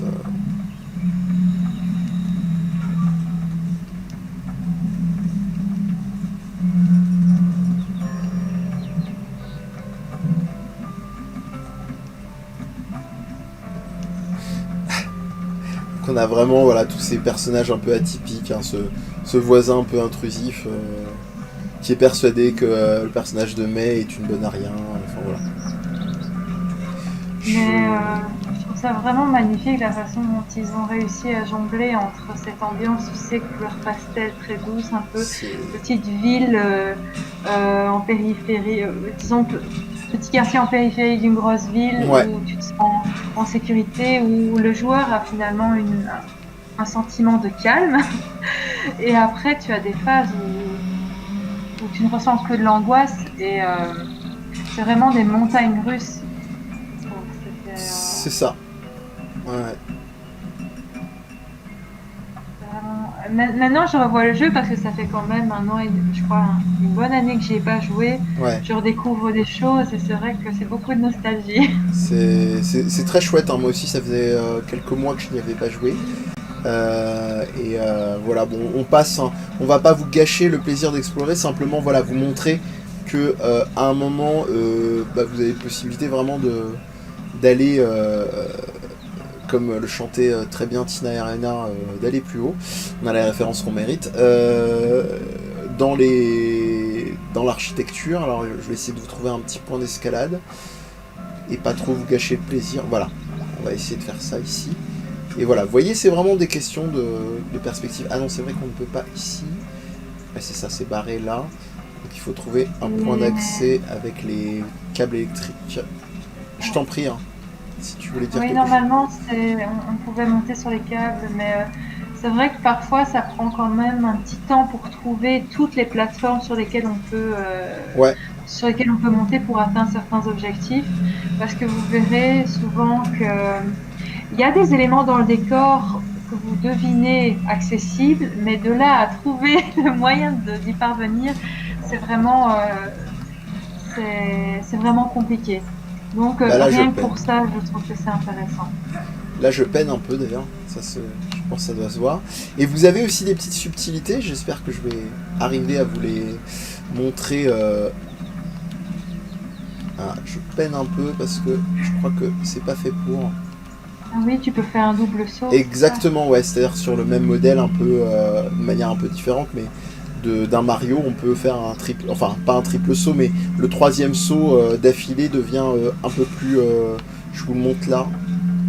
Voilà, on sent une légère différence, il y a une impulsion un peu plus poussée. Par contre, je n'arrive pas à trouver un. Vous voyez, ça foisonne, hein, au niveau de l'animation, c'est assez fou. Ouais, c'est très beau, effectivement. French Guy Artist, hein, c'est vraiment. C'est un jeu, tu t'en prends plein les mirettes. Est-ce qu'il faut aller aussi loin? Ça me paraît bizarre. Ça me paraît très... Parfois, tu dois passer d'un plan à l'autre, hein, c'est normal. Ah, mais Pastability, c'est le nom du resto. Je me souvenais même plus. Voilà un mystère de résolution. Ah voilà, c'est ici, je crois qu'on peut commencer à accéder à. Voilà. Voilà, c'est ça. Normalement, C'est là. ouais, tu peux sauter sur le bâtiment à droite. Ah, Et ah voilà, ici aussi. comment ça se fait que. Ah, c'est bizarre ça. De mémoire. Alors. À droite, normalement, tu peux sauter. Ah non. À droite, excuse-moi. Non. Alors, attends, je vais vérifier. Oui, sur le bâtiment avec des feuilles sur la façade. Je crois que normalement, il y a des. Ah, Alors, on va essayer un double saut. Ah non, c'est trop juste. Ah, c'est curieux. Il me semblait qu'on pouvait accéder plus facilement. Alors, j'ai l'impression d'être bien loin là. Ouais, non, là c'est plus possible. Alors, on va vous trouver ça. Histoire de finir sur une bonne note. Alors, on peut pas rentrer dans le bâtiment. On peut pas arriver sur les caisses. C'est curieux.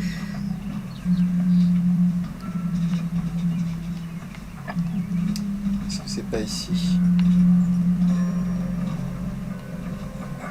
Non. Ah, c'est bizarre. Parce que moi, j'avais souvenir qu'on pouvait accéder plutôt aux hauteurs. ouais. Ou alors, j'ai un très vague doute. Mais est-ce qu'il faut pas un tout petit peu avancer sur le jeu pour qu'il y ait un endroit qui soit débloqué? À mon avis, par exemple, les caisses qui étaient sur le bâtiment, tu ne peux les retirer qu'à un moment Ouais. précis du jeu. Parce que normalement, tu as accès à quasiment tous les toits de la ville. Oui, bah de mémoire, Et, effectivement. Hein. Ouais, c'est bien ça. Tu m'ôtes d'un doute. Bon, euh, bah écoutez, on va non pas en rester là, mais on va juste proposer en alternatif un espace que vous pouvez explorer. temps de retrouver mes marques avec les touches d'interaction. Donc il y a cette espèce de souterrain donc, qui communique avec l'autre souterrain au loin. Et donc la fameuse séquence ici où vous pouvez voler le vol. des pretzels, mais on va rester sage avec Polia. Voilà. Vous avez vraiment des tripes, hein, vous voyez, un petit peu comme ça, espèce de fresque dans ce qui a l'air d'être un souterrain ou un métro, on sait pas trop, avec des espèces de pionniers, on suppose peut-être une illustration à la mémoire de la ville, quelque chose comme ça. Donc voilà, vous avez vraiment la ville vous parle, quoi. Elle n'est pas immense, mais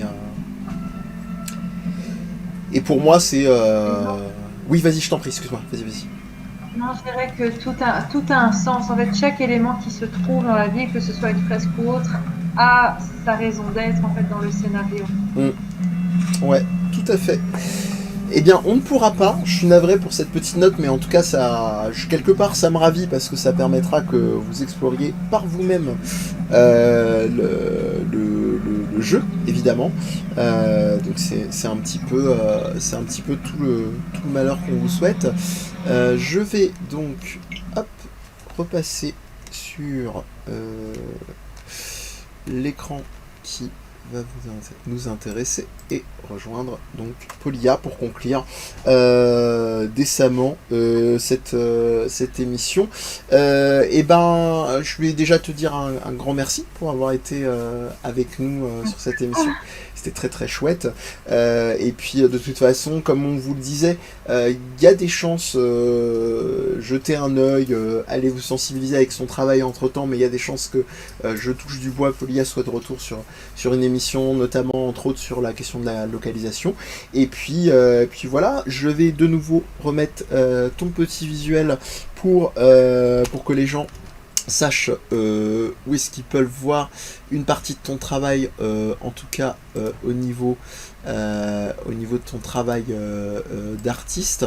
Et puis pour la localisation, sur peut-être des jeux dont tu peux donner les noms sur lesquels tu as travaillé, pour que les gens se fassent une idée. Alors, j'ai travaillé en collaboration avec plusieurs personnes sur Kana Quest. C'est un jeu pour apprendre les bases du japonais. Mais aussi sur Tales of a Spy Master. Si vous voulez, je peux peut-être le mettre dans le chat. Spy Master. Et Little Mouse Encyclopédia. Voilà. J'ai mis les deux principaux jeux sur lesquels j'ai travaillé. C'est vraiment deux gros morceaux. On va appeler ça comme ça.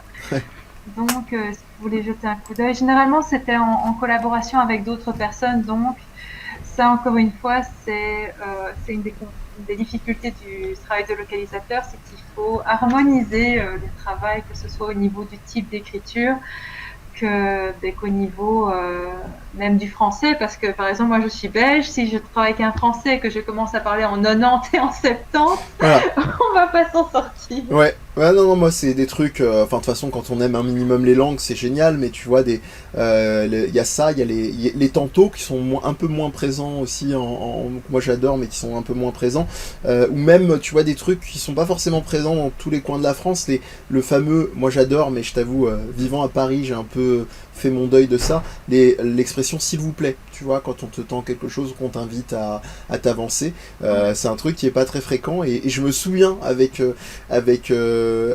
bonheur de mon premier passage en Belgique, où les gens, voilà, tu vois, soit te tendaient quand tu étais dans un magasin les choses, ou t'invitaient à avancer en te disant s'il vous plaît. J'ai mais qu'est-ce que c'est que ce pays où les gens mettent des formes polies, ça existe. Non, je caricature un petit peu, mais voilà. Très très bien. Et puis voilà, est-ce qu'il y a des endroits peut-être en termes d'interaction, s'il y a des gens qui ont été intéressés, qui peuvent t'envoyer des messages, ou un Twitter ou quelque chose? Sur Twitter, ouais. Peut-être pas. Honnêtement, sur Facebook, ça me dérange absolument pas. D'accord. Encore une fois, mon pseudo c'est Polyapni, comme ouais. Ici. Et alors, je sais que j'avais répondu à une interview pour Esteban Green et Oui. j'avais Ah, communiqué super. mon adresse mail. Donc D'accord. n'hésitez pas. Ouais. Alors, je vais vous envoyer mon adresse mail. Gmail.com. Voilà. Si vous avez Voilà. des questions par rapport à ça, Mm. faut surtout pas hésiter. C'est vraiment avec plaisir que j'y répondrai. Mais sachez que sur Facebook, disons, je partage surtout mes dessins avec des amis. Donc, Mm. il n'y a rien de sensible. Vous pouvez tout à fait me contacter sur Mm. cette plateforme-là. Bon, eh ben écoute, c'est royal. Du coup, je mettrai tout ça pour ceux qui sont en replay dans la barre d'infos. N'hésitez pas, donc nous, on se retrouve, attendez que je ne dise pas de bêtises, on se retrouve à 20h ce soir pour de nouvelles aventures. Donc on sera sur le temps que Olivier nous rejoigne, Olivier de l'émission Viens on en parle, nous rejoigne, on sera sur à partir de 21h je dirais sur du VR. Donc ça risque d'être assez funky, sachant que le jeu sur lequel je risque de probablement me tenter l'expérience et sur lequel il risque de pas mal se marrer à côté, ce sera Resident Evil 7. Donc voilà, ça peut être sympa. Passez nous voir. Et puis vous avez évidemment le planning qui est dispo. Je vous invite et je vous mets ça de suite à aller regarder par ici. Donc voilà, vous avez tous les réseaux dont vous avez besoin pour Death Podcast, comme ça se alors pas forcément comme ça se prononce, qu'on dit souvent 10 plutôt que Death, mais je suis pas c'est pas un problème, hein, rassurez-vous, je ne m'offusquerai pas.